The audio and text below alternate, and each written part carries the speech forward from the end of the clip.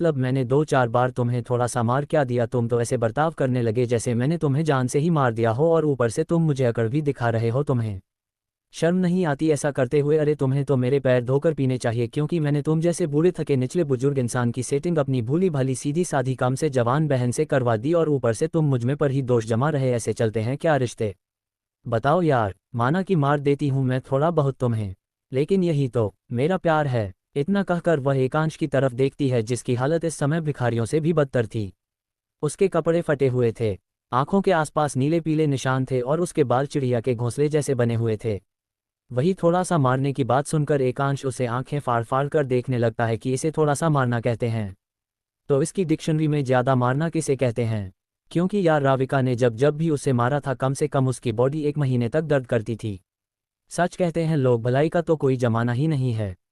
अरे मैं तो तुम्हारा हमेशा भला ही सोचती हूँ, लेकिन तुम कभी नहीं सुधरोगे। इतना कहकर वह पास में पड़ा एकांश का पर्स उठाती है और उसमें पैसे देखने लगती है। वही उसमें बहुत सी नोटों की गड्डियां और कार्ड रखे हुए थे। वह मुंह बनाकर बोली, तुम्हें मारने के चक्कर में मेरे हाथ का मैनिक्योर खराब हो गया और मेरे हाथ भी दर्द देने लगे हैं।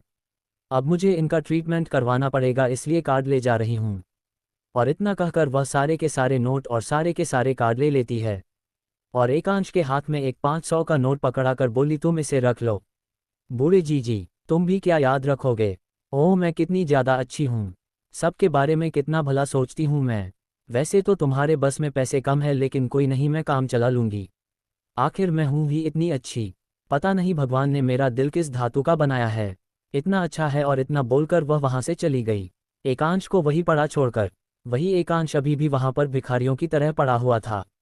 बेचारे में हिलने तक की हिम्मत नहीं थी, क्योंकि अर्बिका ने उसे इतनी फुर्सत से धोया था कि अब उसके पास हिलने तक की ताक नहीं बची थी। उसकी ओवसनेस के लिए तभी वहाँ उछलते कूदते हुए शुभम आता है और अपने हाथों में एक थाली लेकर बोलता है, मिसिका देखिए मैं आपके लिए आपका फेवरेट खाना लाया हूँ। फिर वह मुंह बनाकर बोला, इससे पहले हमारा वह खूडसो गेंद बॉस हमें ये खाना इनहेल्दी कहकर खाने ही ना दे, उससे चलिए जल्दी से इसे खा लेते हैं। वही तभी उसकी नज़र सामने पड़ती है जहाँ एकांश पड़ा हुआ था। उसे देखकर वह बिल्कुल भी पहचान में नहीं आ रहा था, इसलिए शुभम उसे देखकर हैरानी से बोला, अरे बॉस कब से इतने दानवीर हो गए कि उन्होंने अपने केबिन में भिखारियों को बुला लिया? बॉस तू कभी भी इतने दानवीर नहीं थे। तभी वह एकांश को देखकर बोला, बेचारे भिखारी बाबा, क्या हालत है, कितनी मुश्किल जिंदगी होती है इनकी, सड़कों पर भीख मांगकर खाना पड़ता है। इतना कहकर वह एकांश के पास जाता है और उसके सामने खाने की थाली रखते हुए बोलता है, बाबा वैसे तो ये खाना मैं अपने लिए लाया था, लेकिन आप इसे जल्दी से खा लीजिए और यहाँ से चले जाए, वरना अगर इससे पहले मेरे उस खूस राक्षस दुराचारी बॉस को पता चल गया ना, तो वह आपको छोड़ेगा नहीं, इसलिए बेहतर है आप जल्दी निकल लो। उसकी बात सुनकर एकांश गुस्से से शुभम को घूर कर देखने लगा। एकांश की वह नज़र देखकर शुभम कंफ्यूज हो गया और अपना सिर कुचलाते हुए बोला, अरे बाबा आप मुझे गुस्से में क्यों भूल रहे हैं? फिर वह अचानक अपने सिर पर चापट मारते हुए बोला, अरे हाँ, मैं तो आपको पैसा देना ही भूल गया। रुको 1 मिनट। इतना कहकर वह अपनी जेब में पैसे ढूंढने लगता है, लेकिन उसे कैश नहीं मिलता, क्योंकि सारा कैश तो वह आज स्ट्रीट फूड खाने में ही उड़ाकर आ चुका था। तभी उसकी नज़र उसी अर्बिका के दिए हुए नोट पर पड़ती है। उसे देखते ही वह खुश हो गया कि उसका पैसा बच गया। वह नोट एकांश की ओर बढ़ाते हुए बोला, लीजिए बाबा, ये रख लीजिए। उसकी बात सुनते ही हमारे एकांश को इतना ज़्यादा गुस्सा आ गया कि उसकी आंखें लाल हो गई। वह पास में रखा बांस उठाकर शुभम की तरफ फेंकते हुए गुस्से में बोला, क्या तुम्हें मैं भिखारी दिखाई देता हूं तो तुम कौन हो? भिखारी के असिस्टेंट? वह बांस शुभम को लगने ही वाला था, लेकिन समय रहते शुभम साइड में हट गया। एकांश की आवाज़ सुनकर वह आंखें फाड़कर उसे देखने लगा और हड़बड़ाकर बोला, बॉस यहाँ हो? फिर वह अपने बाल पकड़कर परेशान हालत में वहीं बैठते हुए बोला है, भगवान क्या हमारी कंपनी अब दिवालिया होने वाली है, जो आपने ये भीख मांगने का नया बिजनेस शुरू कर लिया? सर आपने मुझे पहले क्यों नहीं बताया? बस फिर क्या था? अगले ही पल वो खुशी से एकांश की तरफ देखते हुए बोला, वैसे एक बात तो माननी पड़ेगी बॉस, आपका ये भीख मांगने वाला बिजनेस आइडिया एकदम टॉप नच है। अरे जब मैं आपको पहचान नहीं पाया कि आप भिखारी नहीं हमारे बॉस है, तो दुनिया वाले क्या ही पहचानेंगे? वो हंसते हुए आगे बोला, ऊपर से आपकी ये दयनीय हालत देखकर लोग आपको डबल भीख देकर जाएंगे। चलिए ना बॉस, एक बार भीख मांग कर दिखाए ना, मेरी बहुत इच्छा थी आपको भीख मांगते हुए देखने की। उसकी बात सुनकर एकांश का गुस्सा इतना बढ़ गया कि उसका मन कर रहा था वही शुभम को पटक कर उसकी सारी हड्डियां तोड़ दे, लेकिन वह ऐसा कर नहीं सकता था, क्योंकि शुभम उसकी उस चुड़ैल साली का चमचा था। अगर उसने शुभम को मारा तो उसकी साली आकर उसे और भी ज्यादा मार गई। इसीलिए एकांश ने गुस्से से शुभम को घूरते हुए कहा, अभी के अभी यहाँ से निकल जाओ, वरना सच में तुम्हें भिखारी बना दूंगा। एकांश की यह बात सुनते ही शुभम की हंसी गायब हो गई। वह तुरंत खड़ा हुआ, हाथ जोड़ते हुए बोला, ओके बॉस ओके, मैं जा रहा हूँ, बिल्कुल जा रहा हूँ। इतना कहकर वह बिना पीछे देखे वहाँ से 9-2-1 हो गया। उसके जाने के बाद एकांश अपनी हालत देखता है, उठने की कोशिश करता है, तभी उसकी पूरी बॉडी में दर्द होना शुरू होता है। तो वह रोहिणी शक्ल बने हुए बोला, है भगवान, इस चुड़ैल ने मुझे पटक पटक कर मारा, उठा उठा कर मारा, लटकल कर मारा, कितना मारा इस चुड़ैल ने मुझे। लगता है अब 2 हफ्ते तक मैं बेड से नहीं उठ पाऊंगा और अब लगता है कि अब एक अस्पताल में मुझे अपने लिए परमानेंट बेड बुक कर ही लेना चाहिए। फिर वो ऊपर देखकर रोते हुए बोला, है प्रभु, अगले जन्म में मुझे इस चुड़ैल की बहन ही खींचो, इस चुड़ैल को अगले जन्म में जीजा ना खींचो, अगले जन्म में चुड़ैल को जीजा दी जो मारती भी मुझे ही है और पैसे भी मुझसे लेकर जाती है। बताओ भला, कोई अपने ही प्यासे के साथ रोमांस करने पर इतना मारता है क्या? और इतना कहकर अपनी किस्मत को कोसते हुए अस्पताल की तरफ निकले। एक आफ्टर बेड दूसरी तरफ लुधियाने में इस वक्त एक जेसीबी मशीन 2 मंजिला मकान को तोड़ रही थी। वही उस मकान के बाहर बहुत सारे बच्चे खड़े हुए थे और उस जेसीबी मशीन को रोकने की कोशिश कर रहे थे। वहां लगभग 40-50 बच्चे खड़े थे। ये सब होता देख वे जोर जोर से रो रहे थे। उनके बीच एक 50-60 साल की बुजुर्ग औरत उन बच्चों को संभालने की कोशिश कर रही थी, लेकिन उसकी अपनी आंखों से भी आंसू थम नहीं रहे थे। तभी वह बुजुर्ग औरत पास खड़ी उस मशीन के पास पहुंची जहां एक ब्रोकर खड़ा था। वही ब्रोकर जो यह मकान तोड़वा रहा था। उसने उसके सामने हाथ जोड़ दिए और कोमपति आवाज में बोली, पुत्र ऐसा मत कर, वाहे गुरु से डर, अगर तू यह अनाथ आश्रम तोड़ देगा तो इतने सारे बच्चों के सिर से छत छीन जाएगी। हम लोग कहाँ जाएंगे? ये छोटे छोटे बच्चे कहाँ जाएंगे? सब सड़क पर आ जाएंगे। मैं तेरे आगे हाथ जोड़ती हूँ, वाहे गुरु के वास्ते ये पाप मत कर। वह वही ब्रोकर के सामने खड़ी थी, उसे मकान तोड़ने से रोकने की आखिरी कोशिश कर रही थी। इस दौरान उसकी आंखों से आंसू रोक ही नहीं पा रहे थे, और रोकते भी कैसे, क्योंकि यह ब्रोकर अवैध तरीके से उनका अनाथ आश्रम तोड़वा रहा था। यहाँ एक मॉल बनाया जाना था। इसी लालच में इसके खिलाफ अनाथ आश्रम के सभी बच्चों ने और आसपास के लोगों ने आवाज उठाई। वे पुलिस के पास भी गए, लेकिन वहां भी उन्हें इंसाफ नहीं मिला। पुलिस को रिश्वत दी जा चुकी थी और वह ब्रोकर के साथ खड़ी थी। ये सब देखकर सिमरन को समझ ही नहीं आ रहा था कि वह क्या करें। उस पल वह खुद को बेहद लाचार महसूस कर रही थी। जिस घर में वह बचपन से रहती आई थी, आज वही घर उसकी आंखों के सामने टूट रहा था, और यह सब अचानक नहीं हुआ था। ये ब्रोकर पिछले 2-3 महीनों से उन्हें लगातार धमकियों दे रहा था। वह ब्रोकर यही नहीं रुका था, उसने जानबूझकर अनाथ आश्रम में आने वाली वह सारी फंडिंग भी रुकवा दी थी जो बच्चों के खाने पीने और पढ़ाई के लिए आती थी, ताकि वे लोग खुद ही मजबूर होकर यह जगह खाली कर दे। लेकिन उन लोगों के पास से अनाथ आश्रम के अलावा जाने के लिए और कोई जगह नहीं थी। फंडिंग रुकने की वजह से हालात यहाँ तक पहुँच गए थे कि बच्चों को ठीक से खाना तक नसीब नहीं हो पा रहा था। कई बार एक वक्त का खाना भी मुश्किल से जुटा। सी मजबूरी के कारण सिमरन ने सिंघानिया कंपनी ज्वाइन की थी, ताकि वह कुछ पैसे कमा सके और किसी तरह इन बच्चों और इस आश्रम का खर्च निकाल सके। आज भी वह यही मौजूद थी। हालांकि कल ही उसे उसकी बीजी का फ़ोन आया था। फ़ोन पर उसकी आवाज़ कांप रही थी। उसने बताया था वही सारे बच्चे रोते बिलते हुए उस ब्रोकर से आश्रम ना तोड़ने की बीती कर रहे थे। उनके पास माँ बाप तो थे नहीं, इसलिए ये घर ही उनका आखिरी आसरा था। उन बच्चों को इस तरह रोता देखकर सिमरन और उसकी बीवी का दिल टूटता हुआ महसूस हो रहा था। तभी सिमरन उस ब्रोकर के पास जाकर अपने आंसू पोंछते हुए बोली, अब बहुत सह लिया हमने तुम्हारा, अब हम भी देखते हैं कि तुम हमारा घर कैसे तोड़ते हो। इतना बोलकर वह जेसीबी के सामने जाकर बैठ गई। वही सिमरन के इस तरह सामने बैठने से जेसीबी वाला रुक जाता है, क्योंकि वह किसी को भी मारना नहीं चाहता था। वही ये देखकर सारे बच्चे और बीजी भी उन्हीं के सामने बैठ गई। वही देखकर उसे ब्रोकर को बहुत ही ज़्यादा गुस्सा आता है, इसलिए वह अपने गुंडों को कॉल करता है। तो कुछ ही समय में वहां पर उसके भाड़े के टिड्डू आ गए। वही ब्रोकर बोला, अभी के अभी इन लोगों को यहाँ से हटाओ। ये वही उसकी बात सुनकर वह गुंडे सिमरन और सभी की तरफ बढ़ने लगे। वही वह गुंडे देखने में बहुत ही ज़्यादा डरावने लग रहे थे, जिससे बच्चे डर गए, लेकिन कोई भी अपनी जगह से नहीं हिला। वही जैसे ही उनकी नज़र सिमरन पर पड़ी, उन लोगों की आंखों में हवस देखने लगी, क्योंकि सिमरन बहुत ही ज़्यादा खूबसूरत थी। वही अपने चेहरे पर गंदी सी स्माइल लिए उन गुंडों काली इधर सिमरन के पास जाता है और उसको ऊपर से नीचे तक बहुत ही गंदी नज़रों से देखने लगता है। वही जैसे देखकर सिमरन घबरा गई, लेकिन वह अपनी जगह से नहीं उठी। वही उसे गंदी नज़रों से देखते हुए वह गुंडा बोला, वो गुली उठ यहाँ से, वरना तुम्हारे वास्ते अच्छा नहीं होगा। और इतना कहकर वह गंदी सी स्माइल लिए सिमरन को हवस भरी नज़रों से देखने लगा। वही जिसे देखकर सिमरन को बहुत ही ज़्यादा घिन महसूस हो रही थी, लेकिन वह गुस्से में बोली, हम नहीं उठेंगे, तुम्हें जो करना है वह कर लो। तो वही सिमरन को अपनी बात ना मानता देखकर उन गुंडों को बहुत गुस्सा आया, और इसलिए वो जल्दी से सिमरन के पास गया और उसके हाथ पकड़कर उसे उठा लिया और एक जोरदार थप्पड़ सिमरन के गाल पर जड़ दिया, जिससे सिमरन के गाल पर उंगलियों के निशान पड़ गए और उसके होठों के किनारे से खून भी आने लगा। वही अभी सिमरन को अपने गाल में बहुत ही ज़्यादा दर्द हो रहा था, जिसके कारण उसकी आंखों से आंसू बहने लगे। वही वो गुंडा सिमरन की तरफ देखकर गुस्से में बोला, कुली होकर मेरे से जबान लड़ाती है, तेरी में बहुत गर्मी है ना तुझ में, चल आज तेरी गर्मी उतारता हूँ। और इतना कहकर वह सिमरन को खींचने लगा। भाई ये देखकर विजय और बच्चे घबरा गए, वो सिमरन के बचाने के लिए आ रहे थे। वही एक छोटा सा 6 साल का बच्चा जब ये देखता है तो वह जल्दी से उस गुंडे के पास जाकर उसके पैरों को मारते हुए बोला, छोड़ो गंदे राक्षस, मेरी सिमरन दीदी को छोड़ो, चले जाओ यहाँ से। वही उस बच्चे की यह हरकत देखकर उस गुंडे को और भी ज्यादा गुस्सा आता है और वह बच्चे को धक्का दे देता है, जिससे वह बच्चा सिर के जमीन पर जा गिरता है और उसे सिर में चोट लगने से उसके सिर से खून बहने लगा। वही ये देखकर सिमरन को बहुत गुस्सा आता है और वह उस गुंडे को एक धक्का देती है और एक जोर से थप्पड़ मारती है और भागकर उस बच्चे के पास जाने लगी। वही बाकी बच्चे और बीजी घबराते हुए उनके पास जाने वाले थे, तभी बाकी के गुंडों ने उन्हें पकड़ लिया।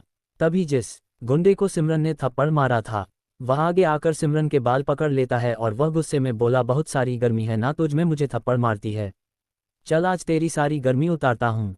और इतना बोलकर वह उसके बालों को खींचते हुए उसे ले जाने वाला ही होता है कि तभी आसमान से बहुत जोर से आवाज़ आने लगती है।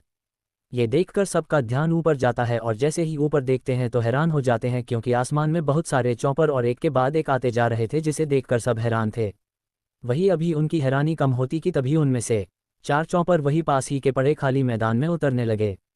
वही चॉपर देखकर सभी लोग हैरान हो गए और आंखें फाड़े उन चॉपरों को देखने लगे, क्योंकि उन लोगों ने कभी भी इतने पास से चॉपर नहीं देखे।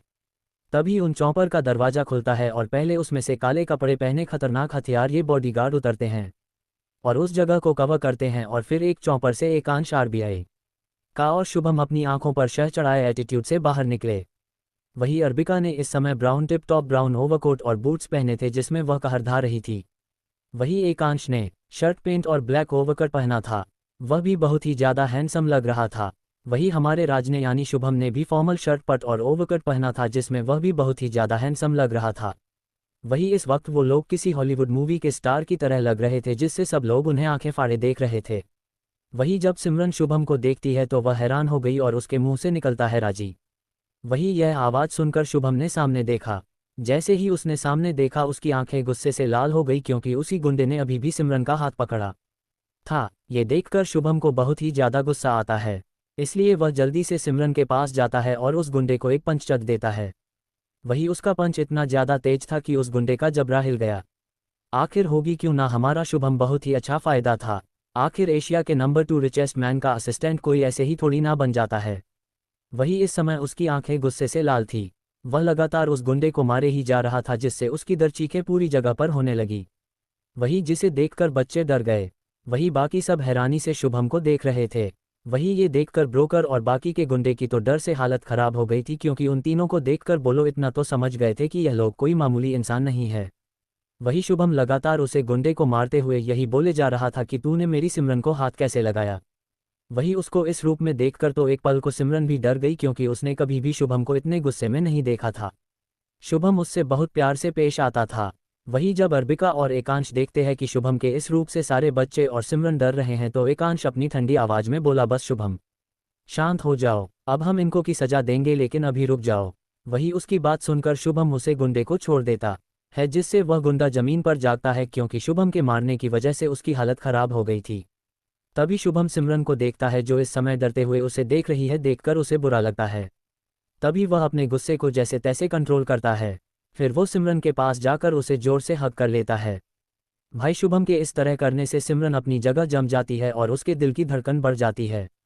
वही ये देखकर एकांश को चिढ़ाते हुए बोली, देखो बूढ़े जीजा, हमारा शुभम कितना फास्ट निकला, इसने तो सिमरन को अभी हग कर लिया। मुझे लगता है आज ही ऐसे प्रपोज करके शादी करेगा, और तुम इतने बूढ़े हो गए हो, तुम अब तक कुछ नहीं कर पाए।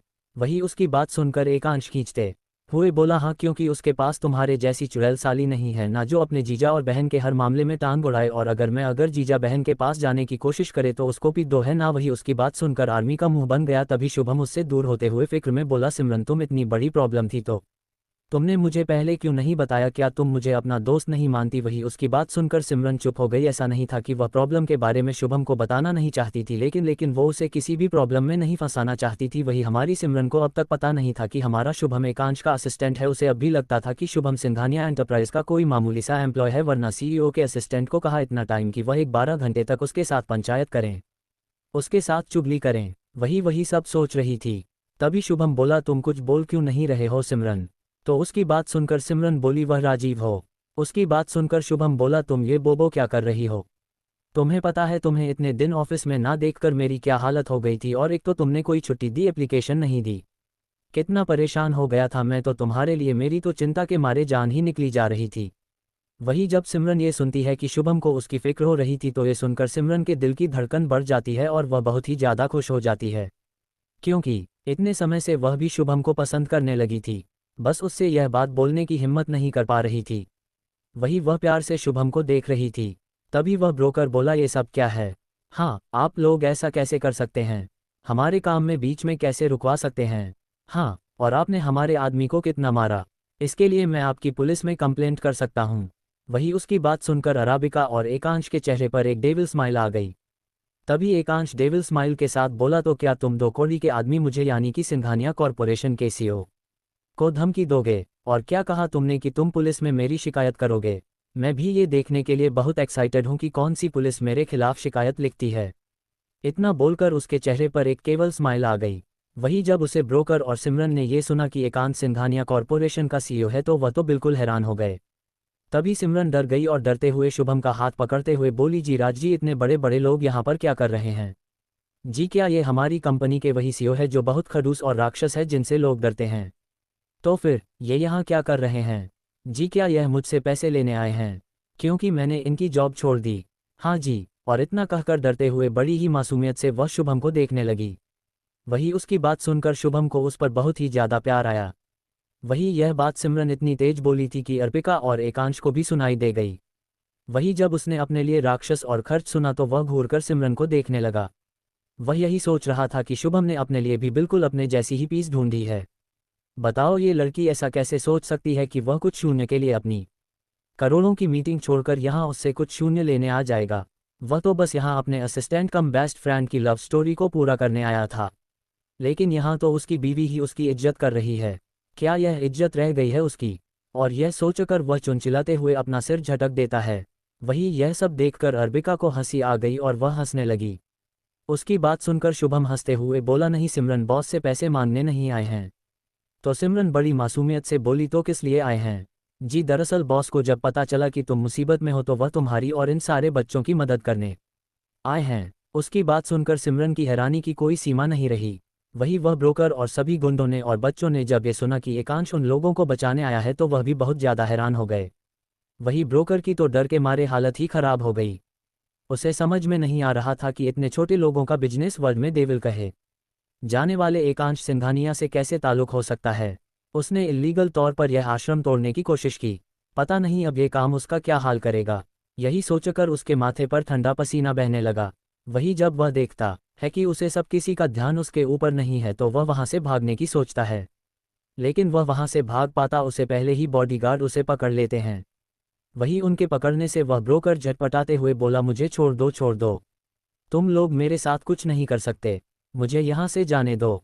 वही उसकी बात सुनकर सबका ध्यान उस पर चला गया। वही उसकी बात सुनकर डेविल स्माइल करते हुए बोली अरे ऐसे कैसे जाने दे तुम्हें, अभी तो तुम हमें कानून का ज्ञान सिखा रहे थे, लेकिन दूसरों को तो तुम कानून का बड़ा पाठ पढ़ाते हो और खुद ही कानून नहीं जानते।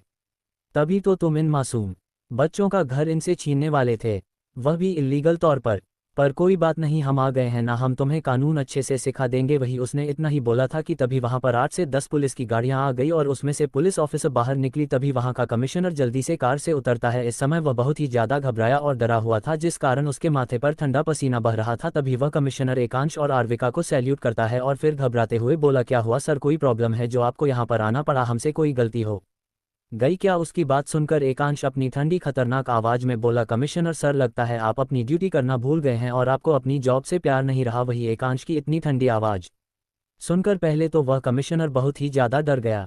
री की हड्डी में सेंध दौड़ गई और उसकी बात सुनकर वह बहुत डर गया और हलाते हुए बोला सर, हमसे ऐसी क्या गलती हो गई है। तो उसकी बात सुनकर एकांश बोला तुम्हारे होते हुए ये घटिया इंसान ये सब अनाथ आश्रम को लीगल तौर से तोड़ने वाला था, और जब इन लोगों ने पुलिस कंप्लेंट लिखवाई तो तुम्हारे ऑफिसर ने कोई एक्शन भी नहीं लिया। वही उसकी बात सुनकर कमिश्नर को उन ऑफिसर पर बहुत ही ज्यादा गुस्सा आया और वह संभलते हुए बोला फिक्र मत कीजिए सर, मैं उन ऑफिसर्स के खिलाफ तुरंत एक्शन लूंगा और इन लोगों की फंडिंग भी जल्दी ही चालू करवा लूंगा, और मैं इस ब्रोकर और इन सभी गुंडों को भी कड़ी से कड़ी सजा दूंगा। आप फिक्र मत कीजिए सर। वही उसकी बात सुनकर एकांश बोला, आपसे उम्मीद तो यही है ऑफिसर, वरना आप तो जानते हैं कि आपका हाल भी क्या होगा, और उम्मीद है आप आइंदा से ईमानदारी से काम करेंगे। मेरी नज़र हमेशा आप पर बनी रहेगी और उम्मीद है कि आप आगे से ईमानदारी से काम करेंगे और जनता की सेवा करेंगे, क्योंकि पब्लिक आपकी नौकर नहीं है बल्कि आप पब्लिक के नौकर है, समझे। उसकी बात सुनकर वह कमिश्नर जल्दी जल्दी से सिर हिला देता है और फिर उस ब्रोकर को देखता है जिसकी हालत अब तक बॉडीगार्ड्स ने खराब कर दी थी और सारे गुंडे भी टूटी फूटी हालत में पड़े हुए थे। उन्हें पुलिस गिरफ्तार करके ले गई। वही एकांश ने इंश्योर किया था कि वे लोग जिंदगी भर जेल से बाहर ना निकल पाए। वही उन ऑफिसर्स को जिन्होंने घस ली थी उन लोगों को भी सस्पेंड कर दिया गया था और अनाथ आश्रम की फंडिंग भी एकांश ने वापस से शुरू करवा दी थी। जब सारे बच्चों को ये पता चलता है कि अब उनका घर नहीं टूट रहा तो वे लोग बहुत ही ज़्यादा खुश हो जाते हैं। वही यह सब देखकर सिमरन की आंखों में खुशी के आंसू आ जाते हैं। फिर वह शुभम, एकांश और अर्बिका के सामने जाकर अपने हाथ जोड़कर रोते हुए बोली कि बहुत बहुत शुक्रिया जी कि आपने हमारी मदद की, हम आपका यह एहसान कभी नहीं भूलेंगे जी। वही ये देखकर सिमरन की बीजी आई और उन लोगों के सामने हाथ जोड़कर बोली, पुत्र आप लोगों का बहुत बहुत शुक्रिया, आप लोगों ने हमारी मदद की, वाहेगुरु आपको हमेशा खुश रखे। वही उनको इस तरह हाथ जोड़ते देखकर किसी की अच्छा नहीं लगता, इसलिए अर्बिका आगे जाकर बीजी के हाथ पकड़ते हुए बोली, आप थैंक यू मत बोलिए, ये तो हमारा फर्ज है। वही शुभम भी सिमरन के पास जाकर उसका हाथ पकड़ते हुए बोला, सिमरन मैं तुम्हारा दोस्त हूँ और तुम्हारे लिए इतना तो कर ही सकता हूँ ना मैं, इसलिए तुम्हें बिल्कुल भी थैंक यू बोलने की ज़रूरत नहीं है, याद है ना, दोस्ती में no sorry no thank you. वही उसकी बात सुनकर सिमरन के चेहरे पर एक स्माइल आ गई।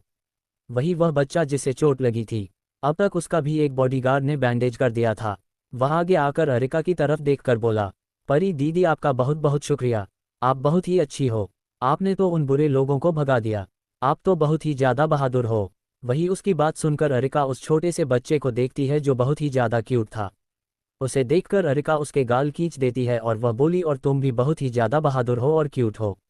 वही उसकी बात सुनकर वह बच्चा शर्माने लगा।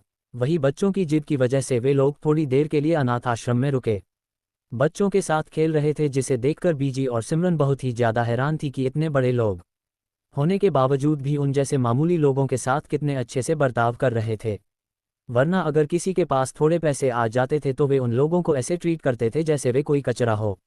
लेकिन अरिका, एकांश और शुभम बच्चों के साथ कितने अच्छे से खेल रहे थे। वही सारे बच्चे बहुत ही ज़्यादा खुश थे, उनके साथ खेलते थे। वही कुछ समय बाद एकांश बोला, अब हमें चलना चाहिए, हमारा जाने का वक्त हो गया है।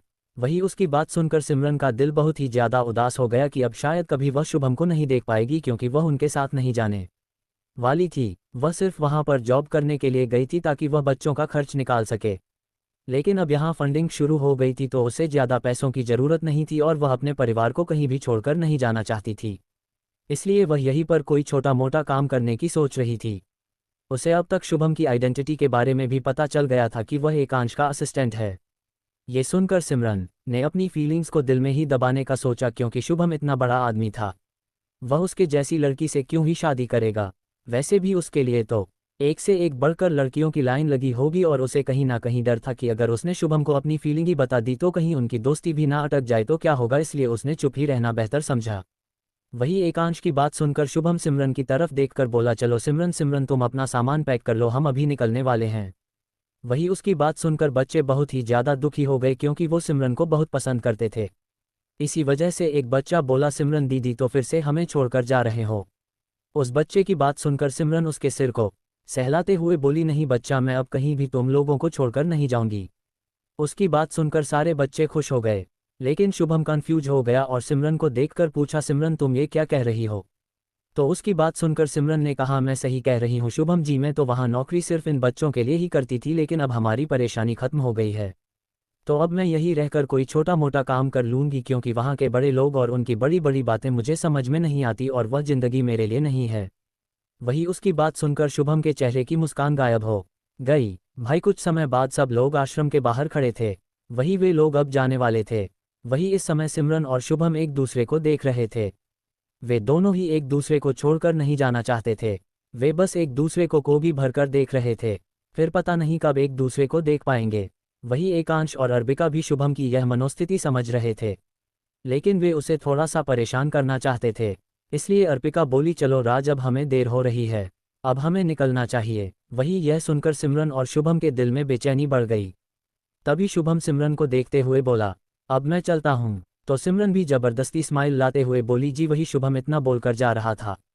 तभी सिमरन बोली रुकिए। तो शुभम रुक गया और उसकी तरफ मुड़कर बोला क्या। तो सिमरन बोली अपना ख्याल रखना। उसकी बात सुनकर शुभम भी बोला हाँ मैं ख्याल रखूंगा, और इतना बोलकर वह मुड़कर जाने लगा। तभी वह पीछे मुड़कर सिमरन को रोककर बोला सिमरन तुम भी अपना ख्याल रखना। तो उसकी बात सुनकर सिमरन भी मुस्कुराते हुए अपना सिर हामी में हिला दिया। फिर क्या था, वे लोग एक दूसरे को ऐसे ही रोक रहे थे। अभी वे लोग बस 10 कदम की दूरी पर ही चले थे और इतने में शुभम और सिमरन 20 बार रुक कर बात कर चुके थे और एक दूसरे को बाय बोल रहे थे। ये देखकर अर्बिका और एकांश इरिटेट हो गए। उन्हें शुभम पर गुस्सा आ रहा था, इसलिए अर्बिका शुभम को देखकर धीमी आवाज में बोली अरे बस करो मजनू, अगर इतनी ही तड़प है तो फिर उसे अपने दिल की बात बता क्यों नहीं देता। वही उनकी बात सुनकर शुभम परेशान हो गया तो एकांश बोला जाओ जल्दी से उसे अपने दिल की बात बता दो और फिर शादी करके उसे ही हमारे साथ ले आना। वैसे भी हम यहाँ तुम्हारी दुल्हनिया लेने आए थे, उसे मुसीबत से बचाने आए थे, लेकिन तू तो यहाँ अपनी दुल्हनिया को परमानेंट छोड़कर जा रहा है। तू क्या हीरो बनेगा रे। उसकी बात सुनकर शुभम बोला आप सही बोल रहे हैं, अब मैं सिमरन को अपने दिल की बात बोलकर ही रहूंगा। और इतना बोलकर वह पीछे मुड़ा और जोर से बोला सिमरन। वही उसकी इतनी तेज आवाज़ सुनकर सिमरन चौंक गई और पलट कर बोली जी राजू जी। तो शुभम सिमरन के पास जाकर बोला सिमरन मैं तुमसे कुछ कहना चाहता हूँ। और इतना बोलकर शुभम सिमरन की आंखों में देखकर बोला वो मैं सिमरन मैं वही। उसकी बात सुनकर सिमरन का दिल जोर जोर से धड़कने लगा और वो टिटकी लगाए शुभम को देखने लगी। तभी शुभम बोला वो मेरा नाम राज नहीं है, मेरा नाम शुभम है, मैंने तुमसे झूठ बोला था। और इतना बोलकर वह अपनी आंखें कसकर बंद कर लेता है क्योंकि उसे लग रहा था कि सिमरन उससे जरूर नाराज हो जाएगी क्योंकि उसने उसे झूठ बोला था। वही सिमरन से झूठ बोलने की वजह से उसे बहुत ज़्यादा गिल्टी फील हो रहा था, इसलिए उसने उसे ये सच्चाई बता दी। वही वह सिमरन के गुस्सा होने का इंतजार कर ही रहा था कि तभी उसकी बात सुनकर सिमरन की मुस्कान फीकी पड़ गई और वह शुभम की तरफ उदासी से देखकर बोली ऐसा है क्या। वही यह सुनते ही एकांश और अरिका ने अपने अपने सिर पीट लिए। तभी अरिका एकांश से बोली अरे यार ये कितना भोंदू है, जरूर तुम्हारे साथ रहते तुम्हारा असर पड़ गया है इस पर। उसकी बात सुनकर एकांश झुंझुलाते हुए बोला इस गधे की बेवकूफ़ी का बिल मुझ पर क्यों फाड़ रही हो तुम। और मुझे तो एक ही बात समझ नहीं आती, तुम मेरी साली हो या सास, जब देखो तब मुझे बहुओं की तरह ताने मारती रहती हो हर बात पर। उसकी बात सुनकर अर्बिका बोली अरे तुम अपनी छोड़ो, पहले इस भोजू को देखो, बेवकूफ़ कहीं का, गधा कहीं का। अब हमें ही कुछ करना पड़ेगा वरना ये तो जिंदगी भर कुंवारा ही मरेगा। वही उसकी बात सुनकर सिमरन बोली कोई गल नहीं जी, आपका नाम शुभम है तो क्या हुआ, और वैसे भी हरसिमरन को राज पसंद हो यह जरूरी तो नहीं है, और देखिए ना हमारे नाम में एक चीज़ तो कॉमन है। उसकी बात सुनकर शुभम हैरान होकर बोला क्या है। तो सिमरन खुश होकर बोली हमारा नाम ऐसे ही शुरू होता है, एस फॉर सिमरन और एस फॉर शुभम SS। उसकी बात सुनकर शुभम भी बहुत खुश हो गया और खुशी से बोल पड़ा अरे हाँ ये तो मैंने सोचा ही नहीं, SS हमारे नाम में कितनी ज़्यादा सिमिलरिटीज़ है ना। और इतना बोलकर वे दोनों ही खुश हो गए। वही उनकी यह सिली कन्वर्सेशन सुनकर एकांश मुस्कुराते हुए बोला ए शुभम ने भी अपने ही जैसी लड़की ढूंढी है, दोनों के दोनों ही पागल है। उसकी बात सुनकर अर्बिका भी हंसते हुए बोली हाँ ये बात तो सही कही तुमने। तभी अर्बिका बोली सिमरन तुम भी अपना सामान पैक कर लो और बच्चों का भी। उसकी बात सुनकर सिमरन कंफ्यूज होकर बोली लेकिन क्यों। तो अर्बिका बोली तुम और बच्चे भी हमारे साथ ही चलोगे क्योंकि यहाँ रहकर इनके फ्यूचर की कोई गारंटी नहीं है, लेकिन अगर यह हमारे साथ रहेंगे तो बच्चों का फ्यूचर ब्राइट होगा। और इतना बोलकर वह उसे समझाती है। ये सुनकर सिमरन बीजी और सारे बच्चे भी उनके साथ चलने के लिए तैयार हो जाते हैं। वे सब अपना अपना सामान पैक करने अंदर चले जाते हैं।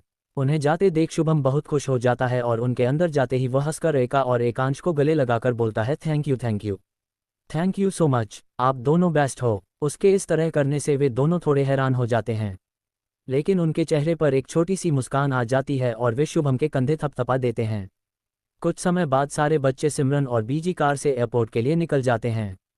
एयरपोर्ट पहुंचते ही सारे बच्चे बिल्कुल हैरान हो जाते हैं क्योंकि उन्होंने तो हमेशा प्लेन सिर्फ आसमान में ही देखा था, सामने से प्लेन देखना उनके लिए किसी सपने से कम नहीं था।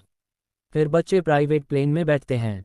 प्लेन में बैठते ही बच्चे खुशी से फूले नहीं समा रहे थे, वे बहुत खुश थे, उनके लिए ये किसी सपने से कम नहीं था। वही प्लेन में सिमरन बहुत ज़्यादा डर रही थी, तो इसी मौके का फ़ायदा उठाकर शुभम उसका हाथ पकड़कर बैठ जाता है।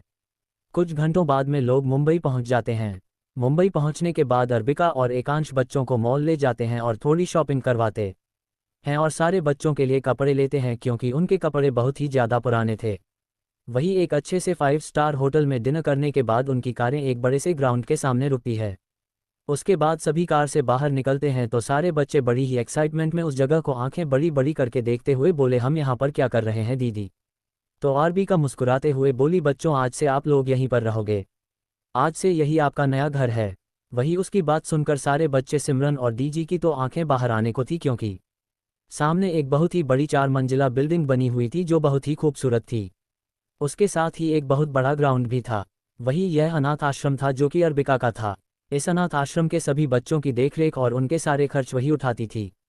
यह अनाथ आश्रम 5 स्टार होटल से भी ज़्यादा अच्छा था। इसमें बच्चों की सुविधाओं से जुड़ी हर चीज़ मौजूद थी। इस अनाथ आश्रम में बच्चों को पसंद तौर पर टीचर पढ़ाने भी आते थे। उन्हें अलग अलग स्किल सिखाई जाती थी ताकि उनका फ्यूचर सिक्योर हो सके। वही यह अनाथ आश्रम बहुत ही ज़्यादा बड़ा था। उसके बाद वह सबको अनाथ आश्रम के अंदर ले जाती है। अंदर का नज़ारा देखकर सब लोग बहुत ही ज़्यादा हैरान हो जाते हैं, क्योंकि वह आश्रम बहुत ही खूबसूरत था और उसमें बच्चों की सुविधाओं से जुड़ी हर चीज़ मौजूद थी। वही अर्बिका वहाँ के केयरटेकर से उन सब की मुलाकात करवाती है और बच्चों को उनके उनके रूम देने के लिए बोलती है। वही सिमरन भी बच्चों के साथ ही रहना चाहती थी तो उसे भी अनाथ आश्रम में ही एक रूम दिलवा देती है और बीजी को भी उन सभी बच्चों केयरटेकर बना देती है। वही बच्चे ऐसे अनाथ आश्रम में आकर बहुत ही ज़्यादा खुश थे। वही कुछ समय तक उनके साथ समय बिताने के बाद और बच्चों से दोबारा मिलने का वादा करने के बाद अर्बिका और एकांश अपने घर के लिए निकल गए।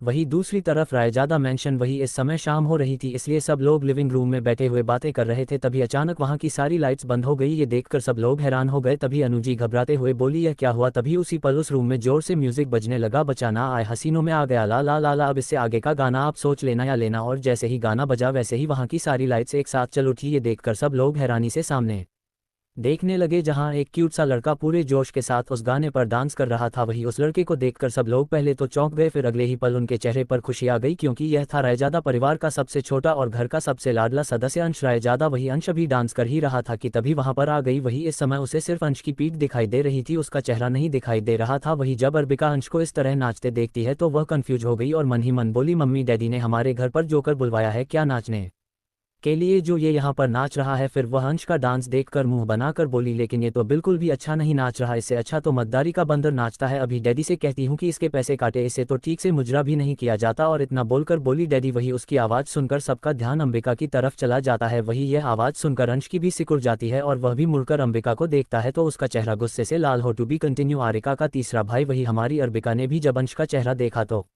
उसका भी कुछ यही हाल था। तभी अर्बिका चिल्लाते हुए बोली, तुम यहाँ पर क्या कर रहे हो बदसूरत बेकल की। वही अपने लिए नाम सुनकर अंश का चेहरा गुस्से से और भी ज़्यादा लाल हो गया और वह अर्बिका की तरफ देखकर बोला, तुम यहाँ मेरे घर में क्या कर रही हो। बैद बोली, मैं कि अब यहाँ भी अपनी चटाचा सुनाने आ गई। तुम उसकी बात सुनकर अर्बिका का चेहरा भी गुस्से से लाल हो गया और वह अंश को देखकर बोली, तुम्हारी हिम्मत कैसे हुई मुझे मेक की बुलाने की। तुम हो गए बदसूरत बैद, दिमाग दो, मेरे घर में नाच क्यों रहे थे क्या। अब तुमने हैकिंग छोड़कर मुजरा करना चालू कर दिया है। फिर वह मुंह बनाकर अंश को देखते हुए बोली, वैसे यह फैसला तुमने अच्छा लिया, लेकिन तुम तो मुजरा भी ठीक से नहीं कर सकते। देखो तो कैसे जोकरों की तरह नाच रहे थे तुम। अरे इससे अच्छा तो मद्दारी का बंदर नाचा है। अगर उसका तुम्हारे साथ कंपटीशन करवाएंगे ना तो वह भी तुमसे जीत जाएगा, जैसे मैं जीती थी तुमसे। वही उसकी बात सुनकर अंश और भी ज़्यादा गुस्से से लाल पीला हो गया और वह गुस्से में चिल्लाते हुए बोला, तुम्हारी हिम्मत कैसे हुई मुझे डॉगी बुलाने की और बंदर बुलाने की। तुम होगी मैगी कहीं की, और हाँ तुम वह कंपटीशन चीटिंग करके जीती थी। तुम चीटर हो, चीटर चीटर मैगी कहीं की। Shem Shem cheater Maggi, Shem Shem. और इतना कहकर वह बच्चों की तरह नाचते हुए अरिका को चिढ़ाने लगा। वही उसकी बात सुनकर और उसको इस तरह देखकर अरिका के गुस्से की कोई सीमा नहीं रही और वही रायजादा परिवार तो उनकी हरकतों को देखकर पूरी तरह से शॉक में था। मुदर्शिक सब कुछ देख रहे दही उनकी बात सुनकर परिवार हैरान हो गया। वही आविका जल्दी से अंश के पास जाकर उसके बालों पर झपट पड़ी और उसके बाल पकड़कर जोर जोर से खींचने लगी, जिससे अंश डर के मारे चिल्लाने लगा और चिल्लाते हुए बोला, क्या कर रही हो, छोड़ो मुझे, चुड़ैल कहीं की। ये सुनकर अर्बिका और जोर से उसके बाल खींचते हुए बोली, तुम्हारी हिम्मत कैसे हुई है बंदर डॉकी कहीं की मुझे मेड बोलने की। हाँ और मैं कंपटीशन पूरी ईमानदारी से जीती थी। तुम हो चीटर, में नहीं। तुम क्या बच्चे हो। ये कंपटीशन जीत हारने के बाद बच्चों की तरह रोने लगी।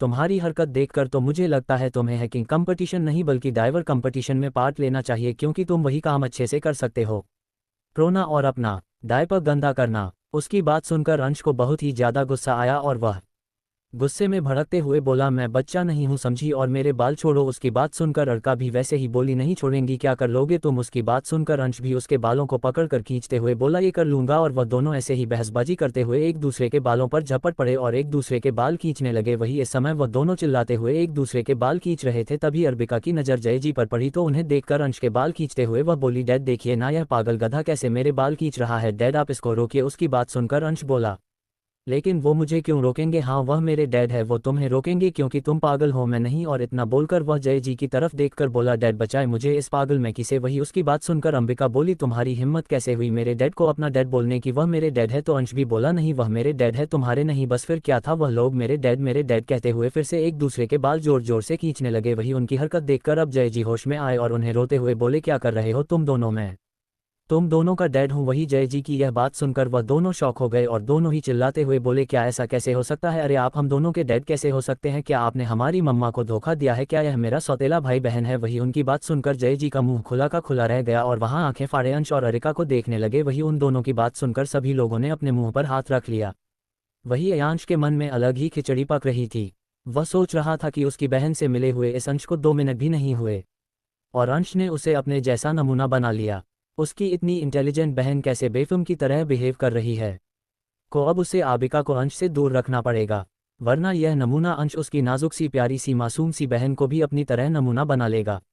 वही जब वे दोनों सब लोगों को इस तरह अपने आप को देखते हुए देखते हैं तो वे लोग कंफ्यूज हो गए और कंफ्यूजन में एक दूसरे के वैसे ही बाल पकड़े हुए बोले, क्या हुआ, आप लोग हमें इस तरह क्यों देख रहे हैं। उन लोगों ने फिर से एक ही बात रिपीट करते हुए बोला। वही उनकी बात सुनकर सब होश में आए। अंश फिर से लड़ने को तैयार हो गए। ये देखकर अनु जल्दी से उन दोनों के बाल छुड़वाते हुए बोली, यह क्या बकवास कर रहे हो, तुम्हारे डैड ने मुझे कोई धोखा नहीं दिया है, तुम दोनों हम दोनों के ही बच्चे हो। भाई अनुज जी की बात सुनकर वे दोनों फिर से शॉक हो गए और सबकी तरफ बड़ी बड़ी आंखों करके देखने लगी तो सब भी अपना सिर हाँ हिला देते हैं। तो वे दोनों एक दूसरे को देखते हैं तो वे लोग हैरान हो गए। उन लोगों ने तो अभी ध्यान ही नहीं दिया था कि उनका चेहरा अनुची और चाहे जैसे मिल रहा था।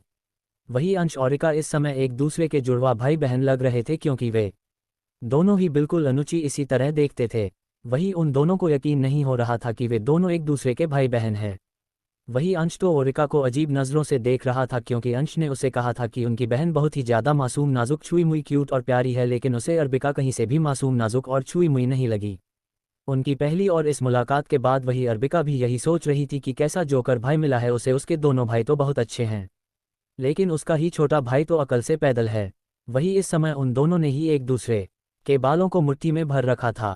ये देखकर अनु जल्दी से उन दोनों के हाथों से उनके बाल छुड़वाते हुए बोली, और तुम लोग ये क्या कर रहे हो, इस तरह कुत्ते बिल्लियों की तरह क्यों लड़ रहे हो, और क्या तुम लोग एक दूसरे को पहले से जानते हो, और तुम लोग ये किस कंपटीशन की बात कर रहे